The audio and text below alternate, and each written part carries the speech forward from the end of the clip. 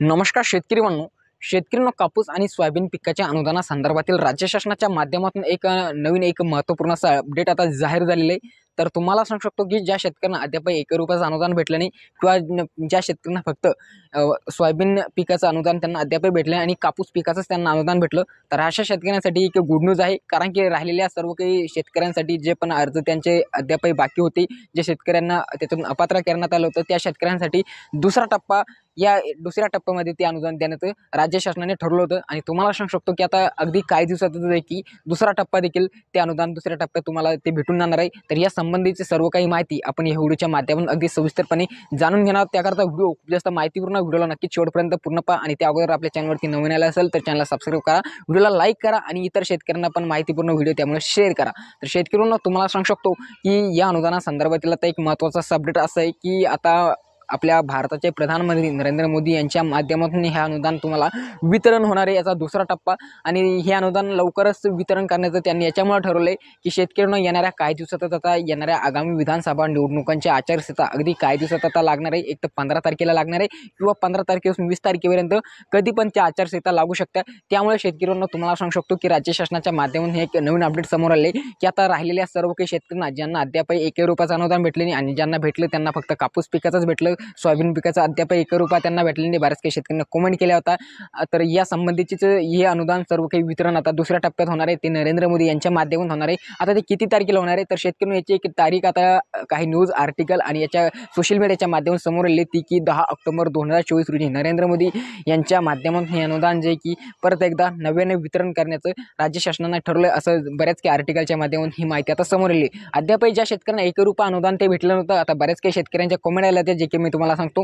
तर बहुतांश शेतकऱ्यांच्या कमेंट अशा होत्या की आम्हाला नमो किसान आणि PM किसान या दोन्ही योजनांचे पैसे भेटतात, रेग्युलर भेटतात, तरी पण आम्हाला अद्यापही त्याचा ₹1 आला नाही. तर कारण की बऱ्याच काही मागील काही काळात व्हिडिओ बनले होते, बरेच काही व्हिडिओ त्याच्यामधून सांगण्यात आलं की ज्यांना PM किसान आणि नमो शेतकरी जे पैसे भेटतात त्यांना त्याची कोणतीच KYC करायची गरज नाही, सर्व काही त्यांचं क्लिअर आहे, तर त्यांना नक्कीच ते पैसे उरलेले. तरी पण शेतकरी बांधव बरेच काही शेतकरी म्हणतात की आम्हाला त्याचे ₹1 आला नाही अद्याप. याचं काय कारण असू शकतं तर याचं पण तुम्हाला कारण सांगतो. बहुतांश शेतकऱ्यांनी ह्या पण कमेंट केल्या की आम्हाला अद्यापही ₹1 आला नाही आणि आला तर ते फक्त कापूस पिकाचं झाला, सोयाबीन पिकाचं का आलं नाही. तर हे पण तुम्हाला थोडक्यात मी सांगतो. तर शेतकऱ्यांना तुम्हाला सांगू शकतो की ज्या शेतकऱ्यांचे नमो किसान आणि PM किसानचे पैसे आता तरी देखील त्यांना तो हप्ता म्हणजे सॉरी ते अनुदान प्राप्त झाले नाही, तर याचं एकच रिझन आहे शेतकरी बांधवांनो. ते रिझन म्हणजे तुमच्या बँकेशी तुमचं जे आधार कार्ड संलग्न आहे ते तिथं त्याचं स्टेटस अनॲक्टिव्ह असेल किंवा जर कधी त्याचं ॲक्टिव्ह असेल देखील तर तुम्हाला आपण मागील पण काही काळात सांगितलं होतं की याच्या भरोश्यावरती बसू नका. कारण की याचा डेटा जरी याच्याशी मॅच केलेल्या शेतकऱ्यांनो या अनुदानाच्या संदर्भात या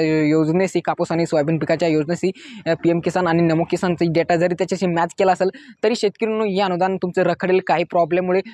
एक तुम्हाला ही पण माहिती सांगू शकतो की आता हे राज्य शासनाच्याच काही त्रुटी असू शकतात शेतकऱ्यांनो, जे की तुम्हाला ते अनुदान प्राप्त झाले नाही. परंतु एवढे नक्कीच सांगू शकेल शेतकऱ्यांनो की तुम्हाला जर की तुमचं सर्व काही तिथं कागदपत्र, सर्व काही डॉक्युमेंट्स तिथं सर्व काही व्यवस्थिशीर असेल, सर्व काही ॲक्टिव्ह असेल, सबमिट तुम्ही चांगल्या पद्धतीने केले असेल तर नक्कीच तुम्हाला शेतकऱ्यांनो देखील 5 ऑक्टोबरपासून ते 5 ऑक्टोबर किंवा 6 ऑक्टोबरपर्यंत ते अनुदान तुमच्या अकाउंटमध्ये येऊन जाईल. आणि जर कधी तुमचा काही प्रॉब्लेम असेल, जसे की तुमचं जर की हरकत प्रमाणपत्र आणि संमतीपत्र तुमच्या कृषी सहाय्यकाच्या माध्यमातून तिथे अपलोड झाले नसेल आणि तिथं दाखवत असेल परंतु अपलोड झाले नसेल तर तुम्हाला ते अनुदान प्राप्त होणार नाही. त्याच्याकरता तुम्हाला त्या परत चेक करून पाहायचं नसतं. सर्व काही क्लिअर असेल तर काही टेन्शन घेऊ नका, यायचं तर येऊन जाईल, नाहीतर मग शेतकऱ्यांनो ते अनुदान तुम्हाला तिथंच तुमचं विस्कळीत पण होऊ शकतं. कारण की आता हे राज्य शासनाच्या माध्यमातून जवळपास 50 लाखाहून अधिक शेतकऱ्यांना ते वितरण करण्यात आलं. परंतु विचार केला असता तर 25 ते 20% शेतकरी बांधवांच्या अशा कमेंट बऱ्याच काही न्यूज आणि सोशल मीडियाच्या व्हिडिओच्या खाली मी बघितल्या की त्यांचं म्हणणं होतं की आम्हाला आमचं सर्व काही डॉक्युमेंट क्लिअर असताना देखील आम्हाला ते अनुदान आलं नाही. तर याचं कोणाकडेच काहीच सोल्युशन नाही शेतकऱ्यांनो.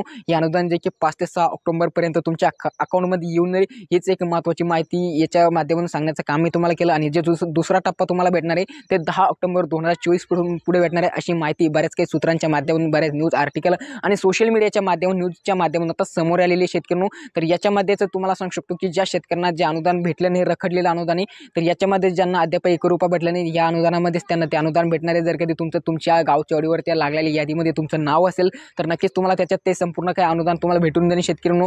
आणि राहिलेलं खास करून हे अनुदान जे की सोयाबीन पिकासाठी दुसऱ्या टप्प्यात वितरण होणार आहे शेतकऱ्यांनो.